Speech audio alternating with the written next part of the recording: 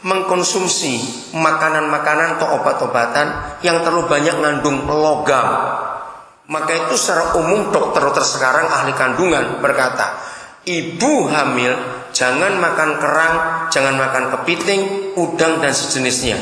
Dan itu dilarang juga oleh Alkitab. Karena mereka itu penyedot sampah di laut.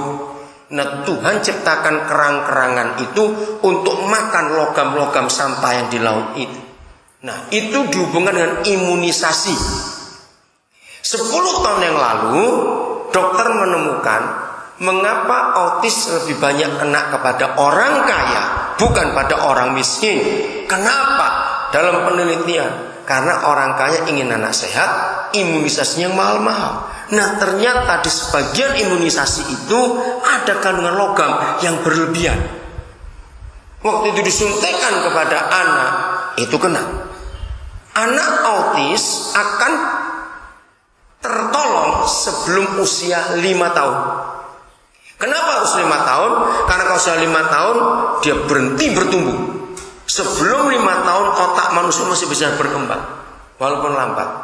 Tapi keadilan Tuhan, saudara, dunia sekarang membuktikan anak-anak autis kalau dibimbing dengan baik, maka itu sekolah dari gereja yang saya katakan tadi itu luar biasa. Tolong yang lain.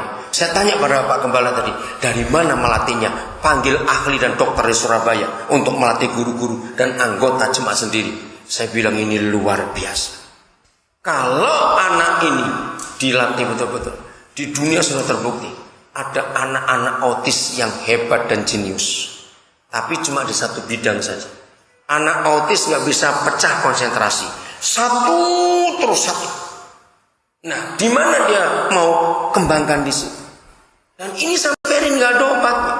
Maka itu tolong para gembala, saya dengan istri saya selalu mendoakan kalau ada orang hamil, di antara doa-doa, yakinkan jodohmu sudah ada, adik. Kamu gak boleh salah nanti. Itu istri saya mengajarkan saya. Saya pertama kali kaget dengar dia doakan orang hamil, dia ngomong jodohmu sudah ada. Kamu gak boleh takut. Saya melek. Ini anak belum lahir kok doakan jodohnya. Ternyata istri saya dapat pewahyuan dari Roh Kudus. Kalau sejak dalam kandungan anak-anak itu diberitahu jodohmu sudah ada, Papa surga yang menentukan, maka itu terekam di memorinya. Maka doa yang lain kami akan doakan. Kami tolak semua penyakit-penyakit akhir zaman. Autis, hepatitis, kanker, tumor, diabetes. Sekarang penyakit gila-gila. Saudara jangan kaget. Dunia kedokteran sudah mencatat umur stroke yang terendah sekarang 21 tahun sampai dengan stroke. Makin kurang ajar setan. Kenapa anak-anak muda bisa kena stroke? Nah, tolong orang tua. Saya ngajarkan ini di mana-mana kok bicara kesehatan. Berbahagialah orang tua yang bisa meyakinkan anak-anak kecilmu nggak suka makan goreng-gorengan yang dikukus atau direbus. Itu sehat buat anak-anak. Jadi kalau dari kecil 1 2 tahun sudah makan gorengan, memang makan digoreng itu enak, gurih, tapi lemaknya numpuk, sudah. Lemaknya numpuk. Maka itu kenapa Alkitab mengajar lemak itu bagian Tuhan. Ojo geragas kowe. Nah, gitu aja sudah. Jangan rakus. Saudara tanya semua dokter, penyakit itu masuk ke tubuh manusia 85% gara-gara cangkem geragas. Catat itu baik-baik. Mulut rakus membuat orang itu sakit. Musa adalah orang pertama dan satu-satunya di dunia yang 3.500 sekian puluh tahun yang lalu sudah mengatakan yang ini boleh dimakan, yang itu tidak boleh dimakan. Itu 3.500 tahun yang lalu.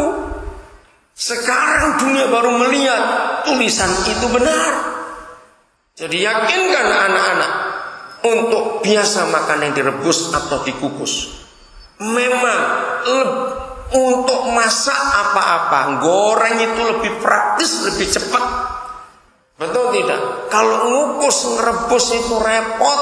Nyiapin air panasnya sekian lama lagi, bungkusinya, aduh semuanya itu. Maka itu hati-hati. Jadi autis kita harus jaga. Oke, saya lanjutkan sekarang. Saya dibawa oleh Roh Kudus untuk menyadari ini. Kita lihat Yesaya 2. Sampai saya punya kesimpulan begini. Ya setelah Roh Kudus membawa saya belajar Yesaya 2. Kalau sampai ada orang bunuh diri dengan gereja, ya demi 2 mandat tadi. Kalau sampai ada orang bunuh diri, maka yang patut dan harus disalahkan adalah gereja yang terdekat dengan rumah korban bunuh diri itu. Tahu jawabannya kenapa? Ayo yang lain jawab. Mengapa Roh Kudus beri saya ketegasan itu? Kalau ada orang bunuh diri, yang harus dan patut disalahkan adalah gereja yang terdekat dengan rumah orang itu. Kenapa? Karena gereja tidak memberi solusi. Orang itu nggak tahu kalau di sekitar rumahnya ada jawaban. Maka itu dia putus asa dan dia bunuh diri. Betul tidak pendapat ini, saudara? Itu Roh Kudus. Berarti kehadiran surga belum dirasakan sampai ke tetangga-tetangga kita. Surga hanya dirasakan waktu kebaktian untuk kita saja. Sedih hati Tuhan. Karena mandatnya adalah pindahkan surga ke bumi. Dengan membuat orang tahu kebenaran, orang terima damai sejahtera, orang mengalami sukacita. Gampang, saudara, cuma itu saja. Nggak susah. Maka itu kenapa saya beri contoh 2 tadi, kelompok tani dan gereja jadi jawaban dengan sekolah itu. Ayat 2 Yesaya pasal 2. Judulnya apa? Ayat 1 ini penting. Judulnya apa? Sion sebagai pusat kerajaan damai. Wah, ini luar biasa. Sion sebagai pusat kerajaan damai. Sebelum kita baca, saya ajak saudara merenungkan. Yesaya itu kalau menulis kata Sion, catat, itulah gereja. Karena memang Sion itu pusat pemerintahan, bukan? Nah, gereja adalah pusat pemerintahan surga di bumi.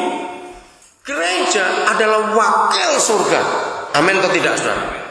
Karena surga tidak punya wakil siapa lagi? Hanya gereja wakil. Karena Tuhan Yesus adalah satu-satunya pribadi yang disebut Raja Damai. Ayo jawab, ada lagi seorang di dunia yang menyebut diri Raja Damai? Ada tidak? Tidak ada, cuma Tuhan Yesus. Nah, kalau Sion itu gereja sebagai pusat kerajaan damai, rajanya siapa? Ya Raja Damai, Yesus tadi. Dan di mana Yesus ada? Bukan di surga, betul? Dia sudah di dunia bersama dengan kita gerejanya. Jadi di mana ada gerejanya, saudara? Di situ harus ada damai. Amin. Ayat 2. Saya baca langsung ayat 2. Akan terjadi kapan?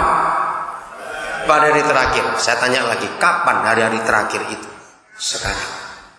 Tapi nanti kita akan lihat sudah terjadi atau belum sekarang ini. Dan apa itu? Terjadi apa? Gunung tempat rumah Yahweh akan berdiri tegak di hulu gunung-gunung dan menjulang tinggi di atas bukit-bukit. Roh Kudus jamah kami supaya kami menangkap betul letak yang luar biasa ini dalam nama Yesus kami ini. Pelan-pelan kita akan bongkar kata-kata ini. Kita harus teliti. Nomor 1, gunung tempat rumah Yahweh.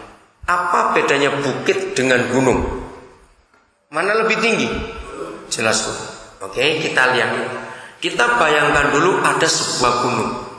Nah, di situ rumah yang Tuhan punya. Siapa itu? Rumah ini tuh siapa? Ya, masa bingung. Siapa? Rumahnya ini loh siapa? Kita, gereja. Oke, gunung ada rumah. Ternyata gunung yang ada rumah Tuhan kita itu bukan sendiri, tapi dia ada di atasnya gunung-gunung. Jadi bagaimana bayangannya? Ayo coba mikir. Ada satu gunung, biasanya gunung kan berdiri sendiri gitu ya. Ternyata ini tidak. Gunungnya ini di atasnya gunung-gunung. Betul tidak? Gunung rumah Yahweh akan berdiri tegak di hulu malah gunung-gunung.